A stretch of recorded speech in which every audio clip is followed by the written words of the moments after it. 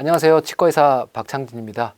사실 오늘 여러분 뵙게 된 거는 치과의사로서 뵙는 것도 한 가지 이유겠지만 다른 쪽으로는 치과의사가 선생님이라는 소리를 듣는 이유에 대해서도 한번 얘기를 한번 해보려고 합니다. 오늘 찾아뵌 거는 개원하고 있는 치과 원장으로서도 그렇지만 사실은 제가 자연치아 악기 운동본부라는 이제 본부에서 사무총장을 맡고 있습니다. 이 자연치아 악기 운동본부는 치과의사들이 만든 단체인데 어떻게 하든 이 자연치아의 반대말은 인공치아거든요. 사실 입안에 지금 금리나 임플란트나 이런 것들 다들 한두 개씩은 가지고 있을 분들이 많을 텐데 웬만하면 자기 치아 가지고 좀 건강하게 살아보자 이런 운동들을 하고 있는 단체입니다. 다들 치과에 정기적으로 다니시는 분들이 꽤 있는 걸로는 알고 있습니다만 생각보다는 안 아플 때 가시는 분들은 많지는 않은 것 같아요. 언제 마지막으로 치과에 가셨는지 한번 생각을 한번 해보시죠. 대부분의 분들은 여기가 실인데? 여기가 좀 느낌이 이상한데? 이런 증상이 있을 때 일단 치과에 가시게 되고요. 그 다음에 내가 그래도 잘 다니고 있다. 이런 분들이 보통 6개월에 한 번 치과에 가고 1년에 한 번 치과에 가서 스케일링이라는 걸 받고 왔다. 이렇게 얘기들 하십니다.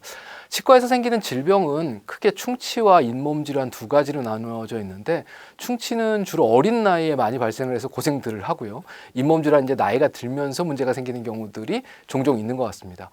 오늘은 주로 잇몸 질환 얘기를 좀 많이 드려보려고 하는데요. 예전에 1950년대쯤에 치과의사 한 분이 이런 얘기를 했습니다. 나이가 드니까 뿌리도 드러나고 잇몸도 나오고 그러다 보니까 이제 좀 시린데도 생기고 이게 나이가 들면서 어쩔 수 없이 이런 일이 생기나 보다. 그러다 보면 한두 개씩 빠지고 어쩔 수 없이 임플란트도 심고 틀리도 하는 거겠지 라고 모든 사람들이 얘기하는 그 생각이 매우 잘못됐다라고 1950년대부터 얘기를 했던 분이 있습니다. 제 생각도 똑같고요. 사실은 잇몸뼈는 나이가 든다고 내려가는 뼈는 아닙니다. 그동안에 내가 관리했던 그 방법과 그리고 잘못 관리됐던 시간이 길기 때문에 나이가 들면서 그런 증상들이 하나둘씩 나타나는 거죠. 보통 30대 후반쯤 되면 좀 시린데? 이런 거 얘기하시는 분들이 좀 생기고요. 40대 50대쯤 되면 뿌리가 드러나서 그 자리를 떼우시는 분들이 생기고 또 50대 60대가 되면 이를 빼거나 임플란트를 심거나 이런 분들이 늘어납니다. 사실 우리가 잇몸뼈만 제자리에 잘 유지되고 있으면 평생 동안 자신의 치아를 쓸 수 있을 텐데 제가 강의하면서 주로 말씀드리는 가장 중요한 이 문구가 뭐냐면 깨끗한 치아는 건강한 치아라는 겁니다. 사실 치아에 아무것도 없고 잇몸에 염증이 없으면 자기 치아 가지고 평생 살 수도 있는 거거든요. 몇 년 전인데 저희 치과에 거의 80이 다 되신 분이 오셨어요. 그래서 검진을 하는 과정 중에 엑스레이를 찍었는데 그 엑스레이를 찍는 동안에 밖에 이제 같이 오신 이 사모님이 아내분이 계셨단 말이죠. 엑스레이를 다 찍고 난 다음에 이렇게 들여다봤더니 잇몸뼈가 한 20대 같은 거예요. 그래가지고 이분은 정말 관리 잘하고 사셨구나. 그래서 칭찬을 하고 있는 와중에 옆에서 그 아내분이 이런 얘기를 하셨습니다. 그 옛날 말로 이런 거죠. 저놈의 영감탱이는 지 몸땡이 소중하고 날아가지고 젊었을 때부터 들어가서 이빨을 30분씩 닦았다고요. 실제로 그렇게 깨끗하게 잘 닦고 관리하면 잇몸뼈는 평생 동안 젊은 사람의 잇몸뼈 높이를 유지할 수 있는 거죠. 또 저희 치과에 오시는 많은 분들 중에 제 손 붙들고 이런 얘기 하시는 분들이 있습니다. 내가 원장님을 10년 전에만 좀 만났어도. 이게 무슨 얘기냐면 근처 치과에서 이거는 더 이상 살리기 어려울 것 같아요. 뽑아야 할 것 같아요. 왜요? 잇몸뼈가 내려가서요. 근데 오늘부터 잘 닦으면 그 잇몸뼈 높이가 유지될 수 있는 거거든요. 늘상 말씀드리는 게 언제 뺄 때 빼더라도 일단 건강하게 만들어 놓고 도저히 쓸 수 없으면 그때 빼면 되지 않겠느냐. 그런데 말씀하시는 게 아니다, 난 조금만 더 쓸란다. 이거 안 뺐으면 좋겠다. 이렇게 말씀을 하시면서 실제적으로 본인이 집에서 관리하는 게 달라지시는 분들은 극히 드물다는 겁니다. 만약에 내가 관리하는 게 달라지지 않았다면 그 잇몸뼈가 내려가던 게 버티는 동안 더 내려갈 거고요. 나중에는 뼈가 완전히 없어진 다음에 이가 흔들려서 빠지게 될 거라는 거거든요. 그럼 흔히 말하는 임플란트 심을 뼈조차도 없어지는 겁니다. 둘 중에 하나죠. 빨리 빼서 잇몸뼈를 지키든가 아니면 잘 닦아서 남아있는 잇몸뼈를 지키든가. 그래서 손 붙들고 치과의사하고 자 오늘부터 그럼 열심히 해가지고 한번 지켜봅시다. 이렇게 하면 말씀드린 자연치아라는 걸 지킬 수가 있는 거죠. 제가 오늘 드리는 말씀은 치과라는 데가 머릿속에 갖고 계신 생각들 여기가 고장났다? 충치가 생겼다? 구멍이 뚫렸다? 그러면 파내고 여기다가 금으로 떼어야겠다. 일종의 수리죠. 여기 이가 없어졌다? 그럼 빼고 임플란트를 심어야겠다. 이걸 보통 우리가 인공치아라고 합니다. 많이 썩었으면 금으로 씌우는 거. 이것도 인공물질이 들어가는 거죠. 근데 그게 말씀드린 자연 치아와는 비교할 수 없을 정도의 수준을 갖고 있습니다. 최대한 치과의사는 비슷하게 만들어 드리려고 노력하지만 내 치아와는 많이 다르다는 거죠. 좀 무서운 얘기지만 사고가 심하게 나서 오른쪽 팔이 없어졌어요. 그럼 거기다가 인공 팔을 만들어 끼워야 됩니다. 그걸 보통 우리가 의수라고 그러죠. 다리가 다쳤으면 의족이라고 하고요. 치과에서는요. 그래서 그걸 의치라고 합니다. 대체할 수밖에 없는 상황이기 때문에 하는 거지 실제로 그게 내 몸보다 좋을 리는 없다는 겁니다. 어떻게든 자기 치아를 잘 지키고 살아야 될 텐데 치과의사는 환자분들이 잘 안 되는 거를 옆에서 도와드리고 방법을 알려드리고 부족한 부분들을 정기적으로 관리해드리고 이런 일들을 하고 궁극적인 목표는 모든 의사의 목표가 환자분들을 퇴원시키는 겁니다. 이 퇴원이라는 건 의사의 도움 없이도 건강하게 살 수 있도록 도와드리는 거죠. 자, 1년에 한 번이나 두 번 스케일링을 받으러 간다라고 생각을 한번 해봅시다. 스케일링이라고 하는 게 도대체 뭘까요? 이게 사실 우리가 단어를 아는 거하고 그게 정확하게 뭔지를 아는 거는 엄청난 차이가 있다고 그래요. 그래서 제가 가끔 오늘 스케일링 안 해요? 라고 물어보시면 스케일링이 뭔지 정확하게 아세요? 라고 거꾸로 물어보는 경우도 있습니다. 이 스케일링이라고 하는 거는 보통 우리가 치석 제거라고 우리말로 표현을 하는데 치아 표면에 붙어있는 외부 물질을 제거하는 겁니다. 그 외부 물질은 뭐냐면 오래된 음식물 찌꺼기 굳은 거, 그 다음에 오래된 세균들 죽은 거, 또 세균의 부산물들이 달라붙은 거 이런 것들이에요. 이 치석은 잇몸 염증의 직접적인 원인 물질이 아닙니다. 그동안에 염증이 생겨서 잇몸이 많이 망가졌다라고 하는 거의 증거물이에요. 그럼 가서 치석을 깨끗하게 떼었다는 건 뭐죠? 이제 지저분한 것들을 띄워줬으니까 집주인이 청소를 시작해야 된다는 겁니다. 그런데 살아오는 동안에 스케일링을 받은 그날의 전과 후가 내가 달라진 건 얼마나 있었을까요? 오늘 치과 가서 스케일링 했는데 시큰시큰하고 피도 나고 정말 기분만 나빴다. 그러고 돌아와서 매일 닦던 것과 달라진 거 없이 똑같이 칫솔질을 하십니다. 그리고 6개월쯤 지나고 가면 또 치석이 생겼다고 그래요. 자, 우리가 깨끗하게 스케일링을 해줬다고 한번 가정을 해보시자고요. 과연 우리 잇몸은 얼마나 건강하게 살 수 있을까요? 집주인이 청소 안 한 상태에서요. 최대 한 달이랍니다. 그럼 1년에 2번 스케일링을 꼬박꼬박 받으시는 분은 12개월 중에 2달이 건강하신 거예요. 나머지 10개월은 계속 염증이신 겁니다. 1년에 한 번이면요 11개월이 염증이에요. 그러면 10개월, 11개월 동안 잇몸뼈는 계속 내려가다가 또 치과에 가서 스케일링 받고 이렇게 해서 5년을 반복하면 잇몸뼈는 내려가 있는 겁니다. 사실 우리나라 국민건강보험공단이라고 하는 데서 외래 다빈도 질병이라는 게 있습니다. 이게 뭐냐면 입원하신 분들 말고 병원에 왔다 갔다 하시는 분들 중에 가장 건강보험료를 많이 가져가시는 파트가 뭐냐라고 얘기하면 그게 잇몸 질환이래요. 주변부에 당뇨병, 고혈압, 관절염 이렇게 해서 아침마다 약을 한 움큼씩 드시는 분들이 주변에 꽤 많이 있습니다. 그런데 그분들 숫자보다 훨씬 더 많은 게 잇몸 질환 환자랍니다. 놀랍게도 과장되게 전 국민이 100% 잇몸 질환입니다. 왜 그러냐면 1년에 한 번, 두 번씩 계속 스케일링을 받고 계시거든요. 목표는 뭐냐면 스케일링을 안 받으시는 게 목표예요. 이 얘기는 치과 가시지 마세요 이런 얘기가 아니고요. 치과에 갔는데 치과 의사가 뭐라고 그래야 되죠? 도대체 뭘 하고 사는 거냐? 입안에 아무것도 없는데 치과 의사가 할 일이 없는데 너무 깨끗하다. 집에 가세요. 이러면 이게 잇몸 질환이 나은 겁니다. 실제적으로 이 일이 되느냐? 설거지 해보셨잖아요. 청소도 해보셨죠. 내가 쓸고 닦고 꼼꼼하게 다 닦으면 어딘가 벽지에 곰팡이 피고 기둥이 썩어 나갈 이유가 없는 건데 겉에만 대충 닦다 보면 어딘가에 문제가 생깁니다. 그럼 그때 우리가 하는 일은 외부의 청소업체 같은 걸 부르는 거죠. 그래서 깨끗하게 닦아줍니다. 그리고 그 업체가 빠지고 나면 어떻게 해요? 집주인이 그 상태를 유지하려고 노력을 해야 되는데 노력을 안 하면 한 달 지나면 또 어딘가에 먼지가 끼고 거미줄이 치기 시작합니다. 이렇게 몇 년을 살다 보면 집안의 기둥은 어딘가가 썩고 벽지 어딘가에는 곰팡이가 끼는 거죠. 스케일링 받으셨으면 내가 달라져야 됩니다. 사실 설거지도 남 시켜보셨지만 다 했다고 그러는데 내가 가서 보면 접시에 고춧가루도 묻어있고 저기 기름때도 덜 빠져있고 이걸 설거지라고 했냐 이런 생각 드는 경우가 많단 말이죠. 이게 열심히 하는 게 중요한 게 아니고 얼마나 꼼꼼하게 하는 게 이게 제일 중요합니다. 그런데 우리가 살면서 단 한 번이라도 진지하게 칫솔질에 관련돼서 고민해 본 적이 있느냐? 별로 없어요. 칫솔질 하시면 생각나는 거, 저 같은 치과 의사가 나와서 맨날 떠드는 것 중에 하나가 333이라는 게 있었습니다. 하루에 이를 3번 닦아야 된다. 식후 3분 이내에 닦아야 된다. 그리고 3분 동안 닦아야 된답니다. 자, 거꾸로 하나씩 보겠습니다. 3분 동안. 자, 오늘 설거지를 해야 되는데요. 삼겹살을 구워 먹어서 아주 후라이팬부터 기름때가 난리도 아니에요. 근데 다음 날은 샐러드만 먹었어요. 자, 두 날 설거지하는 시간이 같을까요? 다를까요?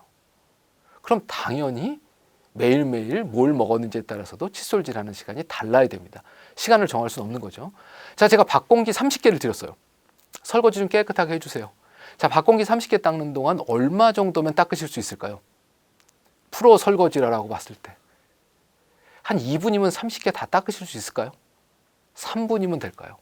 아니면 그래도 한 30분은 닦아야지 뽀도독 해서 엎어놓을 정도가 될까요? 사실 우리가 밥공기 30개를 닦는데도 15분, 20분은 걸려야 됩니다. 그런데 그거보다 훨씬 더 작고 정교한 입안의 치아 28개를 닦는데 과연 3분이면 다 닦을 수 있을까요? 보통 우리가 칫솔질 할 때 한번 생각을 해보세요. 칫솔에다 치약을 짜죠. 그러면 막 닦습니다. 정말 열과 성의를 다해서 구석구석 이리저리 왔다 갔다 하면서 닦으면 입안에 거품이 하나 가득 차요. 그러면 더 이상 못 닦겠다. 그때 한번 뱉습니다. 그렇죠? 그 다음에 이제 여기서 그만두면 좀 죄짓는 것 같죠? 또 닦아요. 막 닦다 보면 이제 거품하고 침하고 섞여 있고 이 정도까지 했으면 내가 열과 성의를 다했다. 그러고 나면 뱉어내고 물로 막 헹구시면 이게 우리의 일상적인 열과 성의를 다한 칫솔질입니다. 시간이 얼마나 될까요? 그 누가 연구를 해봤대요. 조사를. 45초랍니다. 3분은 택도 없는 시간입니다. 기본적으로는 칫솔질은 3분 가지고는 도저히 안 됩니다. 하루에 최소한 10분에서 15분 정도의 시간 투자를 하셔야 모든 일을 꼼꼼하게 닦으실 수 있습니다. 가끔 이런 얘기하면 나는 10분씩은 이는 못 닦겠다. 그 긴 시간 동안 어떻게 닦느냐. 그럼 제가 웃으면서 이렇게 얘기를 합니다. 하루에 10분 투자하시기 어려우면 몇 년 후에는 임플란트 심으시면 돼요. 그렇게 해요. 이건 본인의 선택이긴 하거든요. 하지만 하루에 10분이라는 시간은 사실은 지금 제가 떠드는 얘기 듣는 시간, 뭐 예를 들어서 유튜브에서 릴스 같은 거 보시는 영상, 가십 뉴스 보시는 영상, 뭐 이런 것들 보시는 시간 해보면 금방 30분은 흘러갑니다. 그렇죠? 또 다른 거는요. 식후 3분 이내라고 들었는데 기본적으로는 하루에 3번 식후 3분 이내도 잘못된 얘기입니다. 국제적으로 표준이 뭐라고 되어 있냐면 하루에 2번 깨끗하게 칫솔질 하시면 된다입니다. 점심시간에는 우리가 어쩔 수 없이 김치찌개도 먹고 이렇기 때문에 이빨 사이에 뭐가 좀 껴요. 사회생활 한다 생각하시고 대충 닦으시더라도 아침 저녁 2번은 10분에서 15분 이상 하나씩 꼼꼼하게 닦으시는 게 정말 필요한 겁니다. 식후 3분 이내는요. 현실적으로 불가능해요. 그 식후는요. 음식물 찌꺼기가 입안에서 썩는 시간을 고려해서 3분 이내에 닦으면 좋겠다는 겁니다. 자, 그 음식이 입안에서 썩는 건 시간이 얼마나 걸릴까요? 그 과연 첫 번째 밥숟가락을 넣었을 때부터 3분일까요? 아니면 마지막 밥숟가락을 내려놨을 때 3분일까요? 이건 통계적으로 말도 안 되는 사실 소리거든요. 대부분의 경우는 하루에 2번 꼼꼼하게 닦으시는데 맛있는 거 신나게 잘 드시고 꼭꼭 씹어 드시고 그리고 나서 생각날 때 여유가 있을 때 하루에 2번 닦으시면 됩니다. 가장 중요한 건 주무시기 전에는 정말로 꼼꼼하게 닦으셔야 된다는 겁니다. 자, 칫솔질 얘기, 이 자연치아라는 얘기에서 가장 중요한 얘기입니다. 첫 번째 원칙은 뭐냐면 칫솔을 연필 잡듯이 잡으시라는 거예요. 정교한 일을 할 때는 반드시 움켜잡지 말고 글씨 쓰듯이 연필 잡듯이 잡으셔야 됩니다. 이게 1번입니다. 그렇게 연필 잡듯이 잡으시고 빗자루질 하신다라고 생각하시고 치아를 살살 동글동글하게 닦으실 거예요. 생각을 해보세요. 땅바닥에다 빗자루를 대고 문지를 때 있는 힘껏 빗자루를 누르시는 분이 계십니까? 슬슬 움직여야 닦이죠. 살살 닦으셔야 됩니다. 그리고 정교하게 닦으시려면 크게 움직이시면 안 돼요. 그래서 작은 원을 그린다고 생각하고 하나씩 닦으시는 거. 이걸 보통 우리가 부드럽게라고 표현합니다. 칫솔도 잘 선택하셔야 되죠. 자, 빗자루 사실 때 기준이 뭘까요? 칫솔모가 많이 꽂혀 있는 거 고르셔야 됩니다. 그 다음에 칫솔모의 끝부분이 뾰족뾰족하면 땅바닥에 안 닿습니다. 빗자루가 땅에 닿았으리겠죠. 그래서 알고 계신 미세모라고 하는 뾰족한 칫솔은 잘 안 닦입니다. 고춧가루는 잘 빠지죠. 여기서 되게 중요한 겁니다. 칫솔질은 치아를 깨끗하게 닦는 게 아니에요. 칫솔질은 치아와 잇몸을 닦으시는 겁니다. 또 다른 거는요. 칫솔질은 음식물 찌꺼기를 빼는 게 아니죠. 음식물 찌꺼기를 빼는 건 우리가 이쑤시개라고 부릅니다. 칫솔은 치아 표면에 붙어있는 세균막을 닦는 거예요. 그렇기 때문에 부드럽고 끝부분이 평평한 칫솔을 연필 잡듯이 잡으시고 부드럽게 닦으시는 게 1번 원칙입니다. 두 번째는요. 청소할 때는 청소하는 면을 보셔야 돼요. 아, 내가 여기를 닦고 있구나. 이제 지저분한 게 대충 지워지는구나. 그런데 이 닦을 때는 안 보신단 말이에요. 이를 닦으실 때는 입을 크게 벌리시고 칫솔이 치아에 닿아서 내가 저 이를 닦고 있구나 하는 거를 눈으로 확인하면서 닦으셔야 됩니다. 두 번째는 입을 크게 벌리고 닦으셔야 된다는 거. 세 번째는 서너 개를 한꺼번에 문지르고 이리저리 왔다 갔다 하지 마시고 어떻게 해요? 설거지한다 생각하시고 하나 닦고 다 닦았으면 다음 치아 닦고 이렇게 한 개씩 닦으시는 겁니다. 마지막 얘기가 제일 중요할 수도 있어요. 그동안에 우리는 이를 치카치카 소리를 내면서 닦았습니다. 어딜 닦은 거죠? 딱딱한 이를 닦으신 거예요. 그런데 칫솔질은 잇몸 살을 닦는 겁니다. 그래서 치아와 잇몸이 만나는 부분에 칫솔모가 이에 반 닿고 잇몸에 반 닿도록 닦으시는 거예요. 그러려면 칫솔이 부드러워야 되겠죠. 그래서 이 네 가지 원칙이 상당히 중요합니다. 첫 번째는 부드럽게 연필 잡듯이 그래서 S라고 제가 이름을 붙였고요. 소프트죠. 두 번째는 입을 벌리고 닦으시라고 O라고 붙였습니다. 세 번째는 한 개씩 닦으시라고 또 하나 O를 붙였고요. 맨 마지막은 잇몸 쪽으로 칫솔을 깊이 넣어서 이를 닦으세요. 그렇게 해서 D라고 붙였습니다. 딥, 깊다는 얘기죠. 그래서 이걸 SOD 칫솔질 방법이라고 합니다. 사실 이 자연 치아를 지키는데 가장 중요한 건 1번이 칫솔질입니다. 칫솔질만 꼼꼼하게 하셔도 평생 동안 내 치아를 쓸 수 있는 거죠. 자, 또 다른 거 하나는 치아와 치아 사이인데요. 이 부분을 닦는 건 이제 연세가 드시면 그 사이사이에 구멍이 뚫리기도 합니다. 잇몸뼈가 내려간 거죠. 그래서 잇몸이 내려가는 거는 대부분의 경우 이와 이 사이에서 시작된답니다. 이 부분을 닦는 건 우리가 치간 칫솔이라고 부릅니다. 치간 칫솔도 칫솔 선택의 원인, 이 기준과 똑같습니다. 1번은 뭐죠? 바닥을 닦아야 됩니다. 그 면에 완전히 치간 칫솔이 닿아야 되거든요. 그러려면 그 치간 칫솔이 구멍에 꽉 차야 됩니다. 땅바닥에 닿아야 되는 거죠. 그래서 한 사람이 하나의 치간 칫솔을 가지고 쓰시면 안 되고 보통 구멍마다 앞니는 조금 작은 거, 어금니는 조금 큰 거 이렇게 해서 사이즈를 맞춰서 쓰시는 게 좋은데 누가 알려줬으면 제일 좋겠어요. 그래서 지금 제가 치과 의사나 치과 위생사 선생님들 대상으로 이 치간 칫솔 처방하는 것도 학교에서도 열심히 교육을 하고 있는 중입니다. 뭐 지금 당장은 근처에 많지는 않겠지만 이제 시간이 흘러가면 주변부에서 치간 칫솔 사이즈를 정해주시고 처방해주시는 치과 의사나 치과 위생사 선생님들도 늘지 않을까라는 기대를 하고 있습니다. 사실 하루에 2번 칫솔과 치간 칫솔을 꼼꼼하게 쓰시면 말씀드린 대로 평생 동안 자기 치아를 가지고 살 수 있습니다. 내가 그동안에는 잘못 살은 것 같다. 이게 사실 행동 변화의 1번이라고 그럽니다. 이제 바꿔봐야겠다. 근데 오늘 어떻게 닦아야 되는지는 기본적인 얘기를 조금 들으셨고요. 그 다음번에 제일 어려운 건 이게 매일매일 유지되는 거랍니다. 오늘 얘기 듣고 오늘 저녁에 오늘 점심에 칫솔을 연필 잡듯이 잡고 하나씩 닦으시는 분들은 정말 많을 거예요. 일주일 후에는요. 한 달 후에는요. 우리가 평생 살아온 습관을 고치는 건 쉬운 일은 아니라고 그럽니다. 매일매일 잊지 마시고 이 방법으로 닦아 나가시면 잇몸에서 피 나던 게 줄어들고 냄새 나던 게 없어지고 그리고 치과에 가서 치과 의사한테 흔히 말하는 칭찬제라는 걸 받으실 수 있는 날이 오지 않을까 하는 생각입니다. 임플란트는 되게 좋은 치료 방법 중에 하나기는 해요. 그런데 자기 치아와는 많이 다릅니다. 아유, 이렇게 된 거 보고 빼고 임플란트 심지 이런 얘기 하시는 분들도 꽤 있는데요. 우리가 보통 튀김은 바사삭해, 떡은 쫄깃쫄깃해 이 맛을 느끼는 걸 보통 식감이라고 하는데 이 식감은 어디서 느끼냐면 이빨 뿌리에서 느낀답니다. 이 뿌리가 뼈 속에 심어져 있는데요. 얘가 딱 붙은 게 아니고요.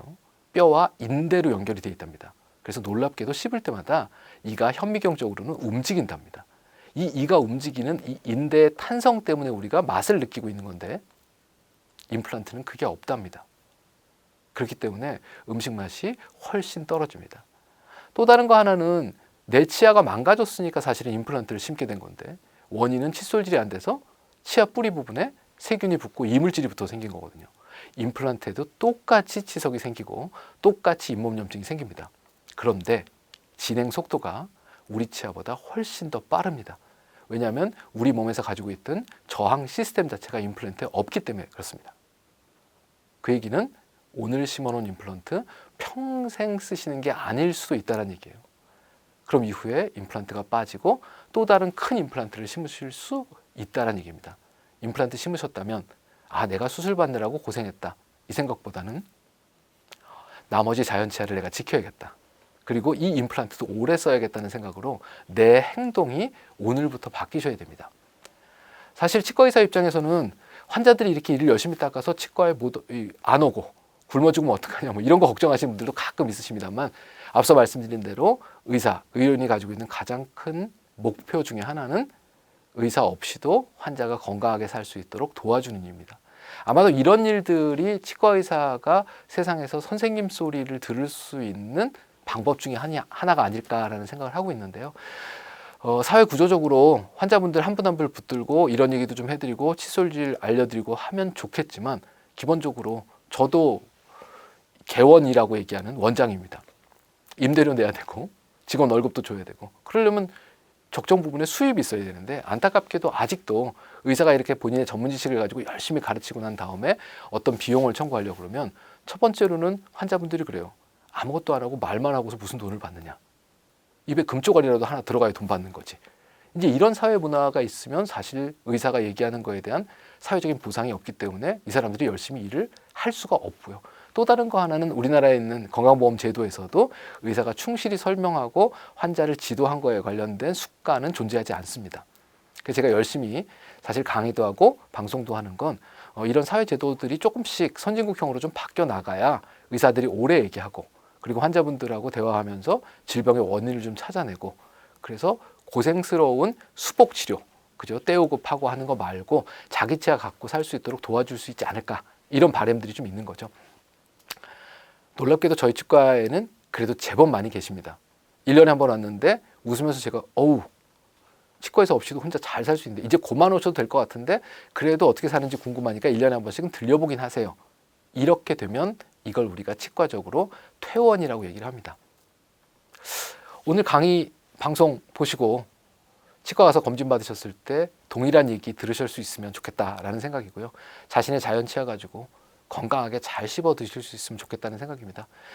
잘 씹어야 소화가 잘 되고 음식물이 영양분이 제대로 섭취가 돼야 건강하게 오래 사실 수 있는 거거든요.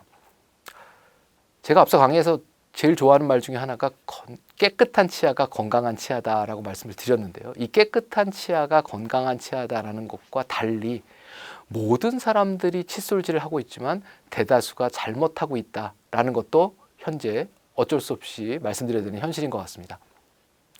하루에 칫솔질 10분 투자로 건강한 자연 치아 오랫동안 지키시고 건강하게 사셨으면 하는 그런 바람입니다. 감사합니다. 일단 교정치료는 부정교합이라는 데서 시작이 됩니다. 이 부정교합은 이가 위아래가 잘 안 맞는다는 건데요. 하나는 이가 잘못한 게 있어요. 삐뚤삐뚤해요. 이 사이에 틈이 있어요. 뭐 이가 나왔어요. 튀어나왔어요. 이런 것들은 치아가 잘못한 겁니다. 치아를 바로 잡으면 되는 거고. 그런데 윗니 아랫니가 다 가지런한데 씹어봐 그랬더니 안 씹히는 거예요. 이건 위아래 뼈에 문제가 있는 겁니다. 이 뼈에 문제가 있는 부정교합을 골격성 부정교합이라고 하는데요. 보통 이 골격성 부정교합 중에 제일 잘 알고 계신 거는 주걱턱이에요. 주걱턱은 이를 다 빼도 주걱턱입니다. 이렇게 뼈에 문제가 있는 경우는 치료 시기가 영구치가 나왔느냐 안 나왔느냐와 상관없이 일찍 시작됩니다. 보통 주걱턱인 경우는 보자마자 빨리 치료하면 좋겠다. 애가 협조도만 있으면. 그럼 4살, 5살 때도 시작을 해요. 위에 턱이 너무 많이 튀어나왔다. 이건 주걱턱의 반대 경우죠. 이 경우는 위턱이 조금 덜 컸으면 좋겠어요. 혹은 아래턱이 조금 더 컸으면 좋겠어요. 이런 것들을 턱뼈의 성장을 조절하는 거라고 하는데, 이렇게 위가 나온 경우는 초등학교 3학년, 4학년 이때쯤 시작합니다. 이때도 입안에는 전니가 있습니다. 그런데 위아래 골격이 거의 정상에 가깝고 혹은 정상이고 치아에만 문제가 있다면 언제 치료하든 똑같습니다.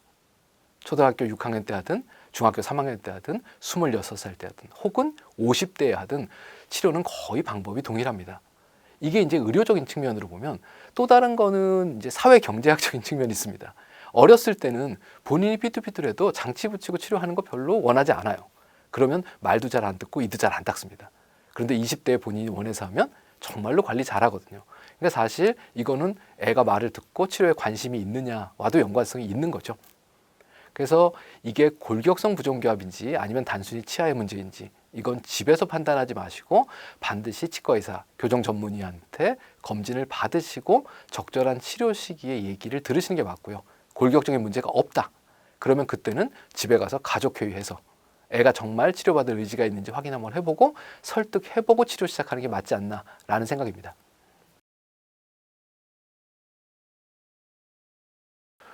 기본적으로는 모든 얘기를 할 때 내가 살아보니까 그렇더라라고 하는 게 가장 믿을 수 없는 얘기고요. 내가 치과 의사니까 내 얘기를 믿어라라는 게 사실은 가장 근거 없는 얘기일 수도 있습니다.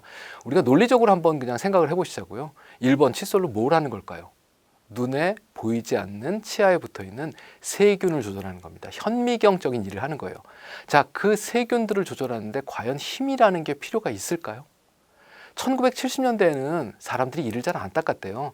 그리고 또 다른 거 하나는요, 기술력이 떨어져서 칫솔모를 가늘게 뽑을 수 없었답니다. 이 두 가지가 딱 맞아떨어지면 며칠 동안 안 닦은 꾸덕꾸덕하게 굳어가는 것들을 좀 떼어야겠다.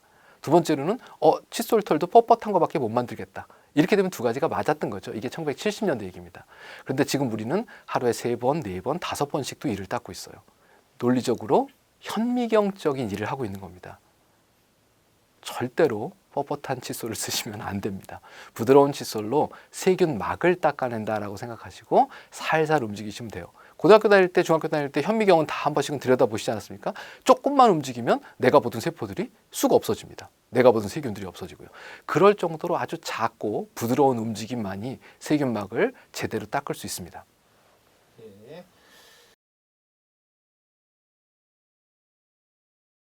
일단 기본적으로 입에서 냄새는 다 납니다.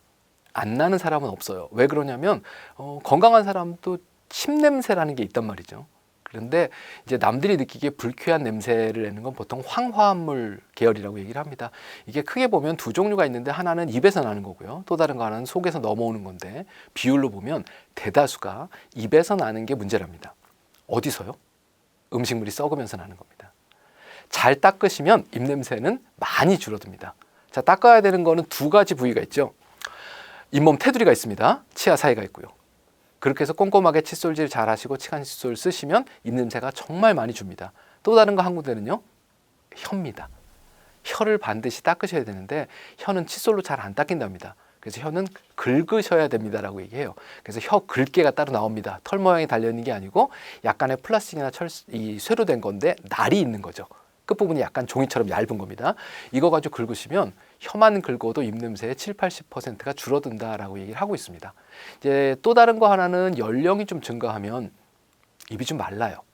그 얘기는 싱크대에 물 틀어놓고 설거지 담가놓은 게 아니고 바깥쪽에다 밥 먹은 공기를 그냥 내놓은 것 같은 겁니다. 그러면 빨리 말라붙고 빨리 변질이 일어납니다. 그래서 연령대가 좀 늘어나면 입냄새가 어쩔 수 없이 조금 늘어나는 거기 때문에 남들보다는 조금 더 열심히 닦으실 수밖에 없는 거죠. 나머지 하나는 심리적인 게 있습니다. 내가 나이도 들고 이러다 보니까 자꾸 입에서 냄새가 나는 것 같고 그래서 입을 좀 가리는데 실제적으로는 검사해보면 그렇게 냄새가 심하지 않은 분들도 꽤 있어요. 그래서 우선 깨끗하게 닦으시고 자신감 있게 말씀하시고 입이 마르지 않게 계속 물 드시고 이러면 제가 봤을 때는 입냄새 걱정은 많이 줄이실 수 있을 거다라는 생각이에요.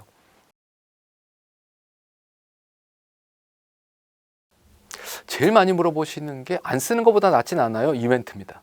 바쁜 현대 생활에서 가장 효율적인 도구들을 골라서 효율적으로 쓰시는 게 좋단 말이죠. 칫솔질은 치아면에 붙어있는 세균막을 조절하는 겁니다. 자, 오늘 제가 비포장도로를 주말에 갔다 와서 차에 온통 지저분한 진흙들이 다 튀었어요. 세차장에 갑니다. 500원짜리 동전을 몇 개 집어넣고 나면 첫 번째 주는 게 고압 세차건이라는 걸 줍니다. 이걸 가지고 막 차에다 물을 뿌리면 진흙도 다 떨어져 나갔어요. 이제 세차 끝났다라고 집에 가시는 분이 혹시 계십니까? 차 표면에 가서 손으로 한 번만 문질러 보면 떼국물이 쭉 흐르죠. 눈에 보이는 것만 떨어지는 겁니다. 이게 구강세정기입니다. 음식물 찌꺼기는 빼낼 수 있지만 치아면에 붙어있는 세균막은 하나도 못 건드립니다. 그 시간에 칫솔질을 하셔야 됩니다. 그 시간에 치간 칫솔을 쓰셔야 되고요. 또 다른 하나는 치과에서도 똑같은 그 물 뿌리는 도구가 있지 않습니까? 치과에 가면 물 쭉 뿌려주는 거예요. 이건 의료적으로 만들어서 압력을 조절해 뒀습니다. 이 정도의 압력 이상이면 잇몸이 상한다. 그런데 상업적으로 나와 있는 그 구강세정기의 압력은 치과에서 의료용으로 쓰는 거에 비하면 엄청나게 강합니다. 잇몸 상태가 안 좋으신 분들이 이걸 잘못된 방법으로 사용하시면 바깥쪽에 있던 세균과 음식물 찌꺼기를 뿌리 쪽으로 밀어 넣을 수도 있어요. 그러면 크게 다치실 수 있습니다. 보통 의료인이 일반인에게 자가관리 도구를 권할 때 원칙 중에 하나는 잘못 쓰더라도 외상을 일으키지 않는 도구를 권해야 된다라고 얘기를 하고 있는데, 사실 이 도구는 잘못 쓰면 외상을 만들거나 염증을 만들 수도 있는 도구이기 때문에 의사 입장에서는 그렇게 적극적으로 권하지는 않고 있습니다. 안전한 도구, 내 손으로 꼼꼼하게 칫솔질하고 치간칫솔을 쓰시면 사실 그 구강세정기는 굳이 사용하실 필요는 없는 도구라고 생각이 됩니다. 지금 우리가 보통 가글이라고 얘기하는 거는 입안에 있는 세균을 죽이겠다는 시도입니다. 그래서 세균을 죽여서 입안을 건강하게 만들자. 이 기획 의도는 되게 좋죠. 그 다음번에 세균이 죽느냐? 죽습니다. 죽으니까 전부 다 팔고 있는 거죠. 이 두 종류가 있습니다. 우리가 제일 많이 보고 있는 가글인, 두 번째로는 리스테린, 이렇게 두 가지 상품명을 갖고 있는데 둘 다 성분은 다르지만 세균이 죽는 건 맞습니다. 근데 치과에서 양치 후에 가글 하지 말라라는 얘기를 어디선가 들으셨다면, 가글인이라는 성분이 세틸피리디늄 클로라이드라는 어려운 이름을 갖고 있는 살균제인데, 이 성분이 치아 안에 거품 내는 성분과 만나면 치아에 변색을 일으킨답니다. 그래서 거품 많이 나는 치아 가지고 칫솔질 하신 후에 바로 가글인을 쓰시면 착색의 가능성이 있다. 그러니까 쓰지 말라라는 아마 얘기를 들으셨을 것 같고요. 그건 뭐 나중에 잘 닦으면 되는 거니까 뭐 별 대단한 문제는 아닙니다. 영구 착색은 아니거든요. 제가 지금 가글인을 웬만하면, 혹은 리스테린을 웬만하면 이라는 가글액을 웬만하면 안 쓰시면 좋겠어요라는 거는 1번, 유해균이 죽느냐? 죽습니다. 그런데 우리 몸에는 같이 살고 있는 세균들이 있어요. 공생균이라고 그럽니다. 그 다음에 우리 몸에 도움이 되는 세균도 있어요. 유익균이라고 하죠. 이런 균들이 다 같이 죽어요. 그러니까 치과에서 정말로 세균의 문제 때문에 이 화학적인 가글액이 필요하다고 하면 처방을 해드립니다. 그러니까 그 처방 기간 동안에 쓰셔서 도움을 얻으시는데, 매일매일 쓰시는 건 별로 권하고 싶지 않다라는 얘기고요.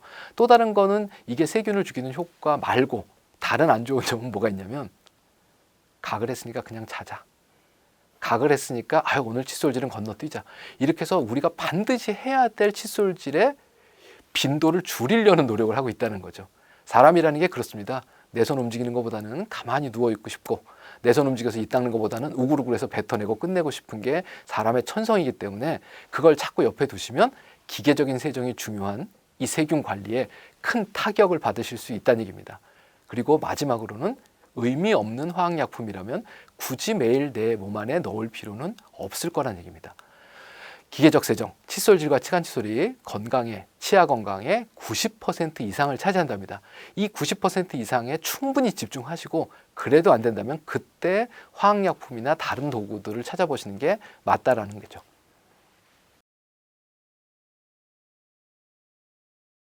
이 유전에 관련된 얘기는 제가 강의하면서 웃으면서 이런 얘기를 드립니다. 혹시라도 그런 경우가 정말 있다면 저한테 꼭 연락 주시기 바란다고요. 노벨상을 받을 수도 있어요. 우리가 유전으로 볼 수 있는 건 이런 것들이 있습니다. 첫 번째는 치아 구조상으로 봤을 때 씹는 면이 있습니다. 어금니에는. 이 어금니의 씹는 면의 모양이 어떤 사람은 되게 좁고 길고요. 어떤 사람은 좀 평평하게 생긴 사람이 있습니다. 이 평평한 사람들은 상대적으로 충치가 조금 덜 생깁니다. 이게 유전이라고 할 수 있는, 어떻게 보면 유일한 겁니다. 그런데 그 이후에는 대부분의 경우 생활 습관과 식습관에서부터 옵니다.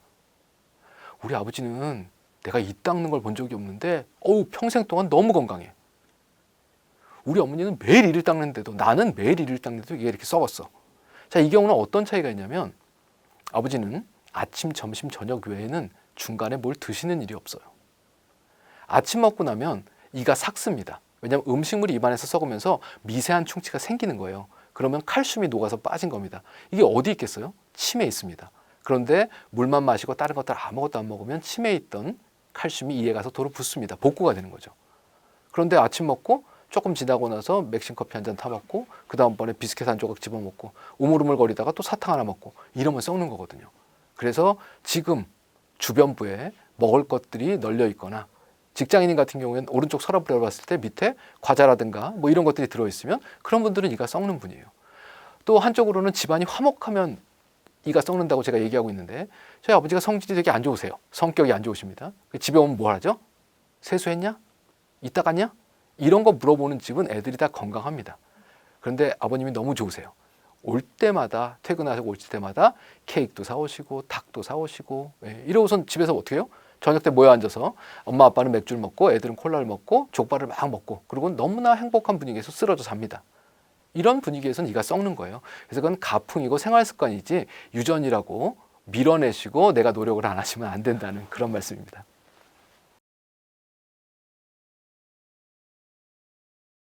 사실 그 질문은 서울대학교 교수 애들은 다 서울대학 갔냐라는 거하고 똑같은 얘기인 것 같습니다.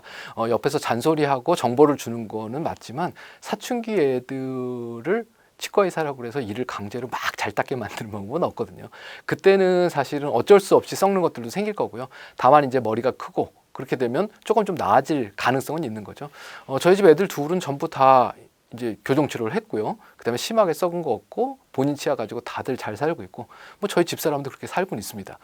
제일 중요한 거는 사실 제가 치과에 불러서 정기적으로 뭘 봐주는 게 아니고 집에서 이 닦는 거 가르치고 저녁에 잘 때 이를 닦았는지 확인하고 뭐 이런 일들이기 때문에 이건 주변부에 치과 의사가 없더라도 흔히 말하는 책에 나온 대로 또 유튜브에서 칫솔질 하는 얘기 잘 보시고 매일매일 봐주시면 된다라는 생각인데요. 중요한 건 봐주시는 게 진짜 보셔야 되는 겁니다. 이 닦았니? 자, 이건 보는 게 아니죠. 애들 옆에 앉아서 숙제할 때 빨간 펜으로 밑줄 그어서 봐주는 것처럼 화장실에 같이 들어가 앉아서 칫솔을 제대로 잡고 있는지, 이를 한 개씩 닦고 있는지, 10번씩 닦으면 옆에서 흔히 말하는 우리가 트레이너가 PT 하듯이 숫자를 세주셔야 됩니다. 하나, 둘, 셋, 넷. 자, 다음 치아 이렇게 해서 20번씩 닦는 걸 숫자 세주실 정도로 봐주셔야 이게 애들의 습관을 만드는 거고요. 초등학생 때는 그렇게 해서 습관화시키는 일을 하는 거. 칫솔질은 이렇게 하는 거야 라는 게 몸에 굳어지면 중고등학교 때도 문제 생길 가능성은 많이 줄어들겠죠. 그래서 어렸을 때 옆에서 정말 옆에 달라붙어서 앉아서 잘 봐주시기 바랍니다.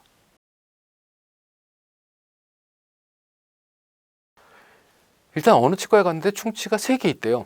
그 옆에 치과에 갔더니 충치가 8개 있답니다. 그 옆집에 갔더니 12개가 있대요. 사실 어느 사람 말을 믿어야 될지 모르시겠죠. 저도 그렇습니다.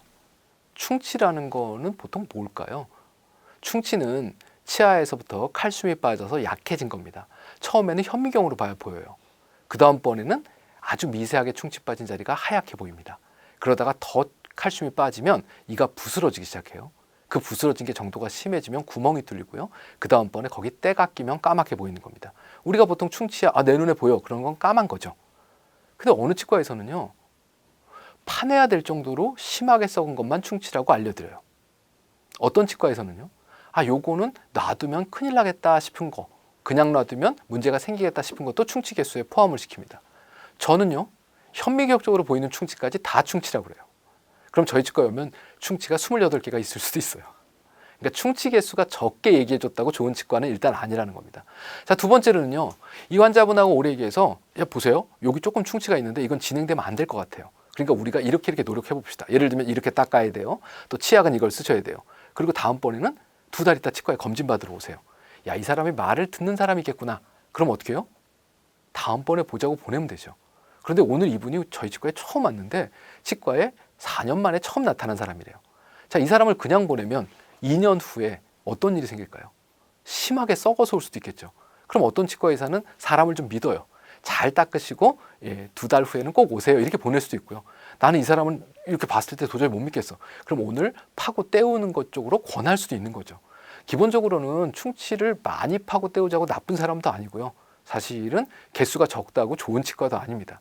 중요한 건 견적을 받으시는 게 아니고요. 치과 의사하고 얘기해서 이런 얘기들을 들으셔야 돼요. 내가 왜 이런 진단을 했고 너를 이렇게 믿고 있고 혹은 못 믿고 있고 그래서 결과가 이렇게 나왔으니까 같이 해볼 수 있겠느냐.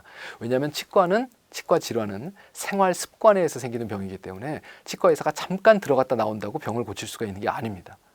근데 가장 큰 문제는 이렇게 치과 의사와 얘기할 수 있는 기회가 많지가 않다는 거예요. 이게 치과도 흔히 말하는 장사고 사업입니다. 그렇죠. 저도 돈을 벌어야 되고 직원 월급을 줘야 되고. 근데 그러려면 그 시간 투자에 관련된 비용이 충분히 보상이 돼야 치과 의사가 이 일을 할 거라는 생각이에요. 근데 현재 시스템상으로는 금리를 해놓고 임플란트를 심지 않으면 병원 경영이 쉽지가 않은 그런 경우들이 있습니다. 그래서 이런 소프트웨어적인 거에 보상을 충분히 해줄 수 있는 사회적인 혹은 제도적인 부분들이 뒷받침돼야 치과에 갔을 때 환자분들이 혼란스러운 일이 줄어들지 않을까라는 생각이고요. 지금 현재는 제도가 뒷받침되지 않아도 열심히 하려고 하는 분들도 분명히 계십니다. 근데 매일매일 저녁마다 고민을 하는 거죠. 내가 이 시간에 딴 걸 해야지 그래도 좋은 거 먹고 즐겁게 살 텐데 하는 고민을 인간으로서 어쩔 수 없이 할 수밖에 없는 치과 의사들도 많기 때문에 두세 군데 가보시는 거는 전 추천드립니다. 대신 치과 의사와 직접 얘기할 수 있느냐, 이 사람이 어떤 사람인 것 같으냐, 치료 철학은 어떠냐, 이런 것들을 중점으로 보셔야지 돈이 얼마냐, 한 개에 얼마짜리냐, 이런 것들을 보시면 어쩔 수 없이 박리담회하는 치료의 퀄리티가 낮은 곳으로 가실 수밖에 없다는 그런 생각입니다. 치과 의사와 얘기를 좀 해보십시오.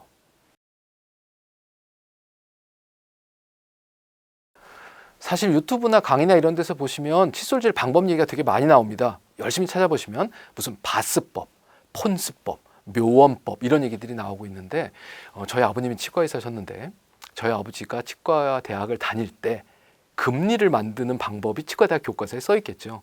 이 방법은 이미 없어진 지 오래됐습니다. 기술이 발달되면서 혁신적인 방법들로 매번 바꿔나가고 있어요. 예전에는 우리가 본을 떴다 그러면 요즘은 스캐너로 이렇게 하면 본 뜬 게 컴퓨터에 나올 정도입니다. 그런데 알고 계신 그 수많은 칫솔질 방법들은 전부 다 우리나라로 따지면 6.25 전쟁 이전 방법들입니다.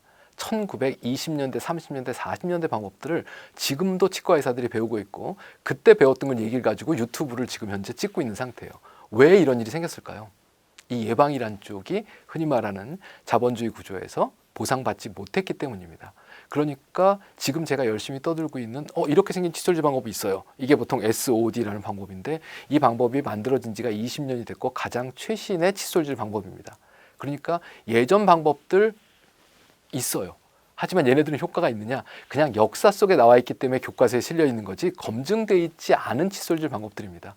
그런데 수술하는 방법은 지금 현재 수많은 임상 케이스와 이런 것들을 가지고 있고 환자를 건강하게 만들고 현대사회의 식습관과 현대 칫솔에 가장 적합하게 맞춰진 거기 때문에 너무 다른 얘기 많이 듣지 마시고 가장 최신의 방법의 얘기를 듣고 건강해졌으면 좋겠다. 그런 생각입니다.